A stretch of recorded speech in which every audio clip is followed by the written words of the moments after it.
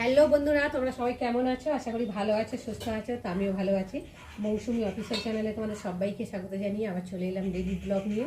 আজকে ব্লগে হচ্ছে দেখতে পাচ্ছ আমাদের চুনো মাছের ঝাল হবে। যেহেতু মাছগুলোকে কালকে এনেছিলাম, ভেজে রেখে দিয়েছি, আর আজকে বের করেছি। আর একটু না ভেজে নিলে তো কেমন একটা গন্ধ লাগবে, তার জন্য তেল দিয়েছি কড়াতে দিয়ে, আর এই যে মাছগুলোকে দিয়ে একে একে ভেজে নেব। খুব একটা ভাজবো না, হালকা করে ভেজে নেবো।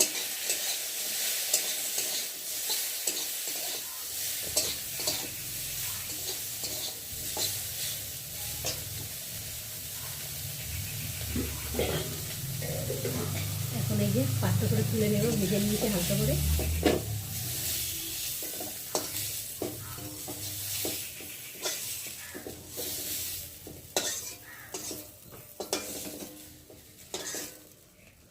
দেখো ভেজে তুলে নিয়েছি, আর এখন কড়াতে তেল দেব।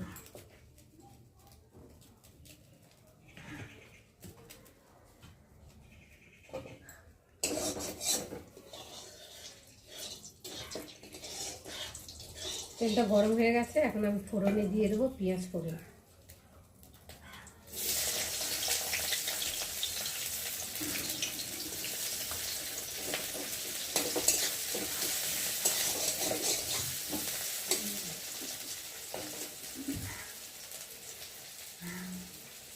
দিয়ে দেবো কটা কাঁচা লঙ্কা।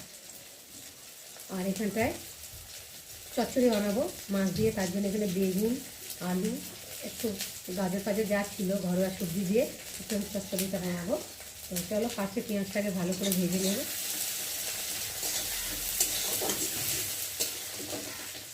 পেঁয়াজটা একটু সাইড করে আর দিয়ে দেবো রসুন। মনে হচ্ছে রসুন না দিলে তো খেতে ভালো লাগবে না, একটা গন্ধ থাকে। দেখো রসুন বাটা দিয়ে দিলাম, দিয়ে রসুনটা একটু ভালো করে তেলের মধ্যে ভেজে নেবো যতক্ষণ না রসুনের একটা কাঁচা গন্ধ যাবে।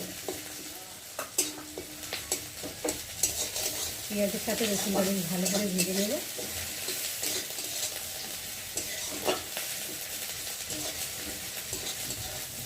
দেখো ভাজা ভাজা হয়ে এসেছে, আর এখন কেটে রাখা সবজিগুলোকে দিয়ে ভালো করে তেলের মধ্যে কষিয়ে নেব, মানে ভেজে নেব।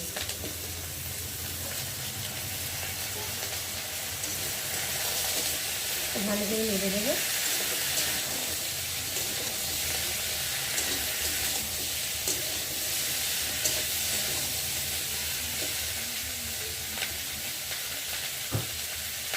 আর ঢাকা দিয়ে দিয়ে কষিয়ে নেব। তো বন্ধুরা চলো এবার ঢাকাটাকে খুলে দেখি।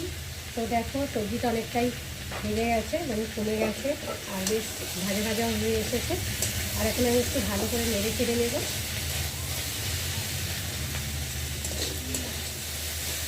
নাড়ার পরে এখন দিয়ে দেবো হলুদ গুঁড়ো,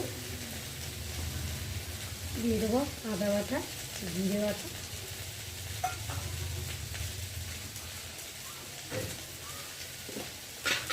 আর দিয়ে দেবো পরিমাণ মতো নুন, দিয়ে দেবো টমেটো কুচি, দিয়ে মশলার সাথে সবজিটা ভালোভাবে কষিয়ে নেব।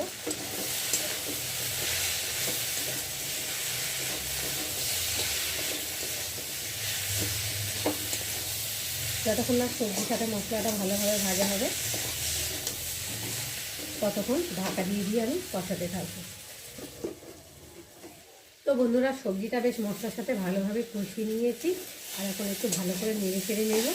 তো দেখতে পাচ্ছ মশলাটা খুব সুন্দরভাবে কষানো হয়ে গেছে, আর মশলা থেকে একটা তেলও ছেড়ে দিয়েছে, আর দারুণ একটা গন্ধ ছেড়ে দিয়েছে।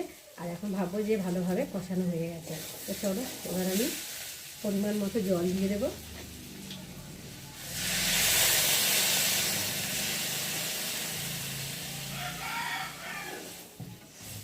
খুব একটা জল দেবো না, যেহেতু মাছটাকে একটু চচ্চড়ি মতো করবো, একটু শুকনো শুকনো মতো, তার জন্য সেইভাবে পরিমাণ মতো আমি জল দিয়ে দিলাম। খুন্তির মধ্যে মশলাগুলো লাগিয়ে রয়েছে, ভালো করে শেখে কড়ার চাবি জ্বালাতে একটু ভালো করে নিয়ে নামিয়ে দেব মশলাগুলোকে। আর এখন আমি ভেজে রাখা মাছগুলোকে ওপর দিয়ে দেব।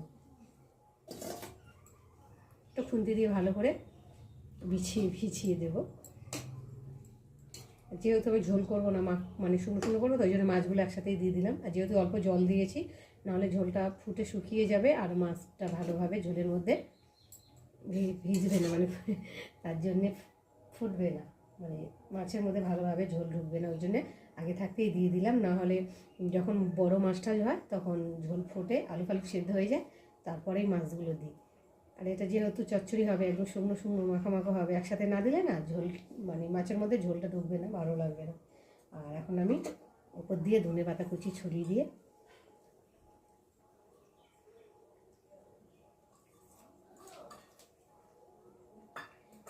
আর এখন ঢাকা দিয়ে দেবো, দিয়ে একটু ভালো করে ফুটিয়ে নিয়ে। তো বন্ধুরা, আজকে আমার চুনো মাছের চচ্চড়ি রেসিপিটা কেমন লাগলো তোমরা কিন্তু অবশ্যই কমেন্ট করবে। আর ভালো লাগলে লাইক কমেন্ট শেয়ার করো। আর আমার চ্যানেলে যদি নতুন হয়ে থাকে চ্যানেলটাকে সাবস্ক্রাইব করো। আবার তোমাদের সঙ্গে দেখা হবে পরের ব্লগে, ততক্ষণ তোমরা তোমাদের খেয়াল রাখো। তোমরা আমার চ্যানেলটাকে সাবস্ক্রাইব করতে থাকো আর আমি এদিকে রান্না করতে থাকি। তো বন্ধুরা, মশলা ভালোভাবে কষিয়ে নিয়ে জল দিয়ে তো মাছ দিয়ে ধনে পাতা দিয়ে ভালো করে তো ফুটিয়ে নিয়েছি, দেখতে পাচ্ছ। আর এখন আমি চলো ঢাকাটাকে খুলে দেখি কেমন হয়েছে। ও হয়েছে না সেই যা লাগছে না, কালারটা যা হয়েছে না কি বলবো তোমাদের সাথে। এই দেখো দেখাচ্ছি তোমাদেরকে, দেখো এই দেখো চুনো মাছের চচ্চড়ি। তোমরা কে কে খেতে ভালোবাসো অবশ্য কিন্তু চলে আসো, তৈরি হয়ে গেছে, তোমাদের অপেক্ষায় থাকবে। দেখো এখন একটু ভালো করে নেড়ে ছেড়ে নেবো।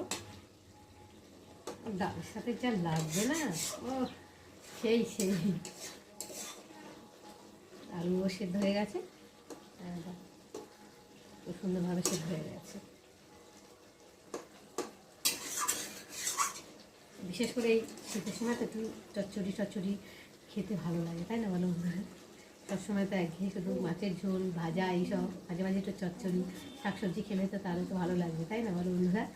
তো যাই হোক, এখন আমি গ্যাসটাকে বন্ধ করে দিলাম দিয়ে। আর এখন এই দেখো দেখো সেই লাগছে কি, চলো এখন ঢেলে নিই।